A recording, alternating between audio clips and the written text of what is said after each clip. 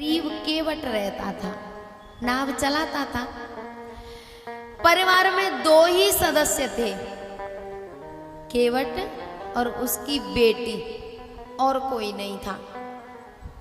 बेटी थोड़ी सी बड़ी हुई तो केवट को चिंता हुई कि बेटी का विवाह करना है। तो विवाह करने के लिए धन नहीं था। केवट एक सेठ जी के पास गया। सेठ जी, मुझे 50,000 रुपये दे दो, मुझे बेटी का विवाह करना है। सेठ जी ने 50,000 रुपये दे दिए और केवट ने बेटी का विवाह कर दिया। अब घर में अकेला क्या करे, तो पास में ही रघुनाथ जी का मंदिर था। जैसा अपने पास में राघवेंद्र सरकार का है, ऐसे ही रघुनाथ जी का घर के पास में ही मंदिर था। वहीं पर सेवा करते और वहीं रहते। जब पैसे हो गए, पैसे की व्यवस्था हो गई, तो सेठ जी के पैसे देने पहुंच गए। सेठ जी, ये आपके पैसे। सेठ जी ने पैसे ले लिए और एक रसीद काट के केवट को दे दी कि ले भैया ये रसीद। केवट ने कहा, सेठ जी, मैं इस रसीद का क्या करूंगा? मैंने पैसे दे दिए और आपने ले लिए, मैं इसका क्या करूंगा? सेठ जी ने वो रसीद दोबारा से अपने रजिस्टर में रख ली। एक दिन सेठ जी उस रजिस्टर को देख रहे थे और उनको रसीद मिल गई। जैसे ही रसीद मिली तो मन में गंदगी आ गई। सोचने लगे कि इस केवट से तो दोबारा पैसे लिए जा सकते हैं, क्योंकि इसके पास कोई सबूत नहीं है। सेठ जी ने केवट के नाम रिपोर्ट कर दी। बोले, इन्होंने मुझसे 50,000 रुपये लिए पर मेरे पैसे वापस नहीं किए। प्यारे, बात होते करते कोर्ट कचहरी तक पहुंच गई।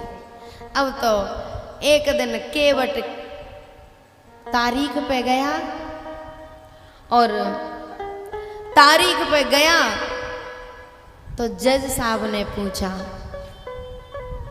बोले, केवट, तुमने सेठ जी के पैसे दे दिए? बोले, हाँ। बोले, वहां पे कोई गवाह था? केवट ने कहा, बोले, और तो कोई नहीं था, पर उस समय वहां पर रघुनाथ जी थे।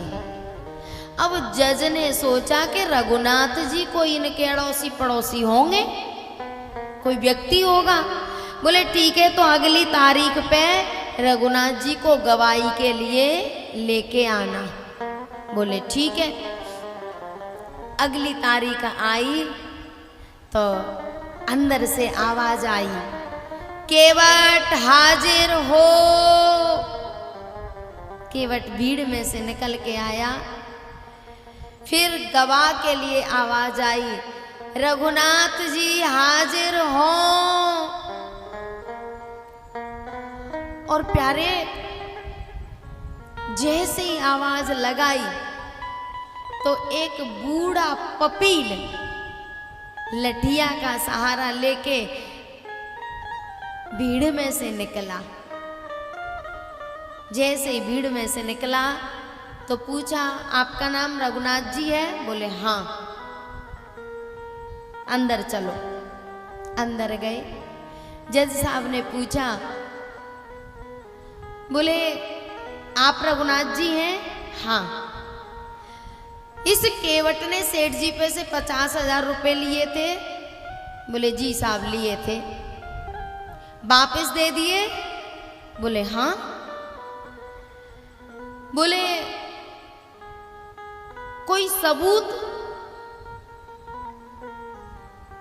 रघुनाथ जी ने कहा, सेठ जी ने एक रसीद दी थी, केवट ने ली नहीं, सेठ जी को वापस दे दी। बोले वो रसीद कहाँ है? रघुनाथ जी ने कहा वो रसीद आज भी सेठ जी के रजिस्टर में इतने पेज नंबर पर और इतने नंबर की अलमारी में रखी है।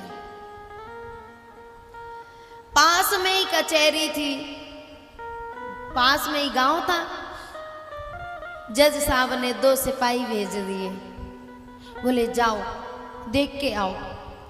और जैसे ही सिपाही गए, जो नंबर बताया, अलमारी खोली, रजिस्टर निकाला और उसी पेज नंबर पर रसीद रखी थी।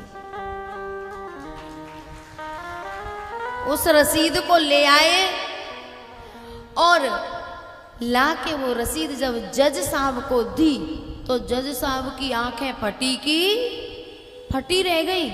मैं इतनी सालों से फैसले कर रहा हूं, लेकिन आज तक ऐसा कोई गवाह नहीं मिला जिसे इतने दिनों बाद रजिस्टर नंबर याद है, अलमारी नंबर याद है और रसीद याद है कि वहां रखी है।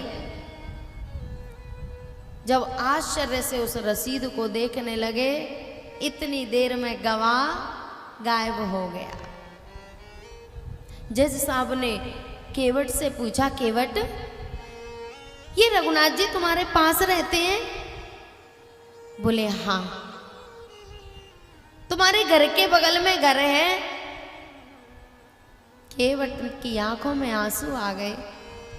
केवट ने कहा, जज साहब मेरा तो कोई घर ही नहीं है, मैं इनके घर में रहता हूं। जज साहब ने कहा, केवट मेरा सर फट रहा है, तू मुझे सही सही बता दे बात क्या है? ये रघुनाथ जी का घर कहाँ है? तू इनके घर क्यों रहता है? केवट ने कहा, साहब इतनी गरीबी है कि घर नहीं है। घर था वो बेच के सेठ जी के पैसे जमा कर दिए। अब रघुनाथ जी का मंदिर है, मैं उस मंदिर में रहता हूं। जज साहब ने कहा कि ये मंदिर वाली मूर्ति वाले रघुनाथ जी थे क्या? बोले हाँ ये वही थे। अब तो जज की हालत खराब हो गई, रोए जा रहे हैं, रोए जा रहे हैं, किसी से बात नहीं करते। और जब शाम को घर गए, घर वालों ने पूछा बात क्या है, तुम रो क्यों रहे हो? तब जज साहब ने कहा, शिव शारद से समहे सगने सहू के नहीं ध्यान में आते रहे।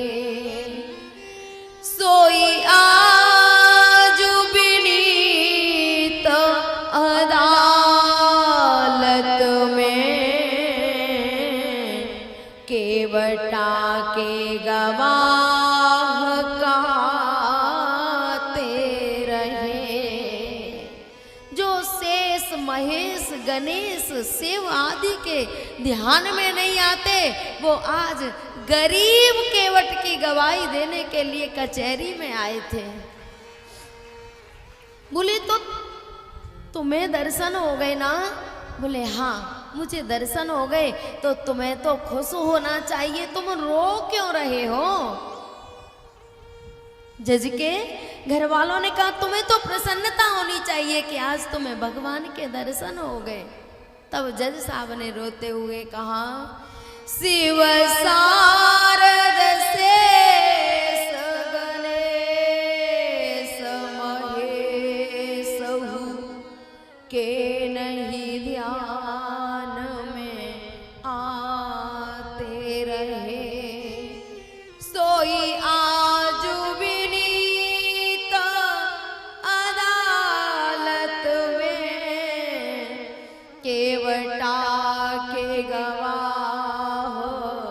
कहाते रहे। सुख दुख दरस दए को भयो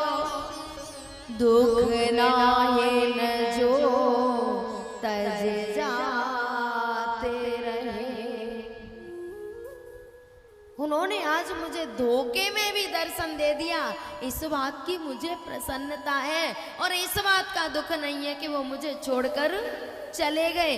अरे बाबा तो तुम रो क्यों रहे हो? तब जज साहब ने कहा, कुर्सी पे बना जज